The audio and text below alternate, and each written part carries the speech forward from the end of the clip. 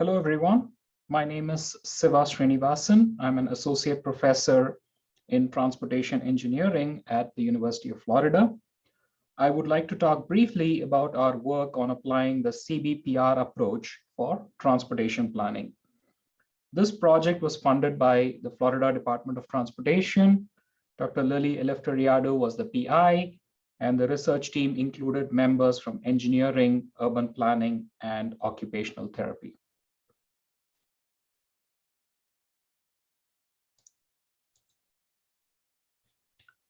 So understanding people's transportation needs and constraints is very important for effective transportation planning. Therefore, an active engagement of community members is critical in the transportation planning process. This is also a legal requirement, and we see many workshops and focus groups that happen when an agency is developing its transportation plan. But then there are several challenges in this process. Community members may not always be engaged. Not all people are even used to being involved in these kinds of processes. People may not be familiar, people may not have the right knowledge.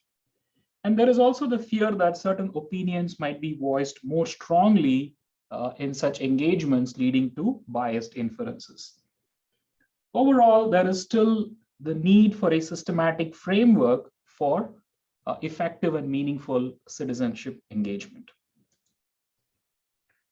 So we want to apply the community-based participatory research, or the CBPR approach for this problem.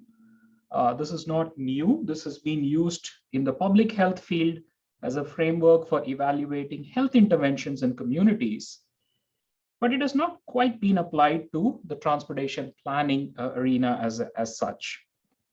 The core idea here is to involve the community in the entire process, from problem definition all the way to the implementation and solutions and so on.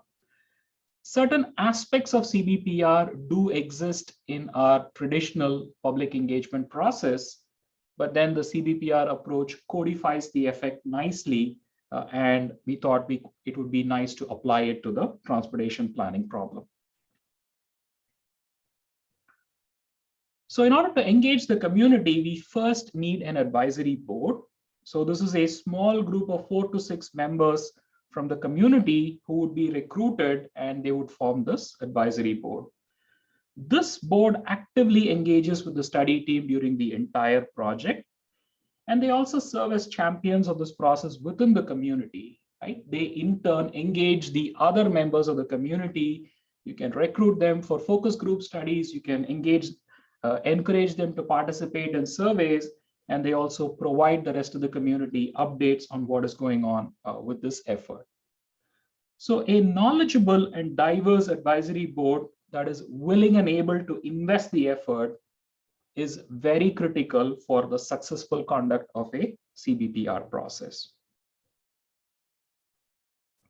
So based on our experiences with 2 very different neighborhoods in Gainesville, we've sort of developed a recipe or a step-by-step process for how the CBPR can be applied for transportation planning projects. We have identified the nature of involvement that we can expect from the community in each step.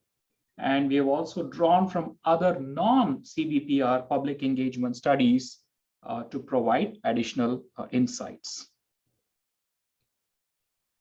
And since we are applying the CBPR in the context of transportation planning, we have used the 5 A's framework in order to measure mobility. So this is a much more generic framework. It captures the needs and constraints of the community members, and is flexible to accommodate the role of new and emerging modes as well.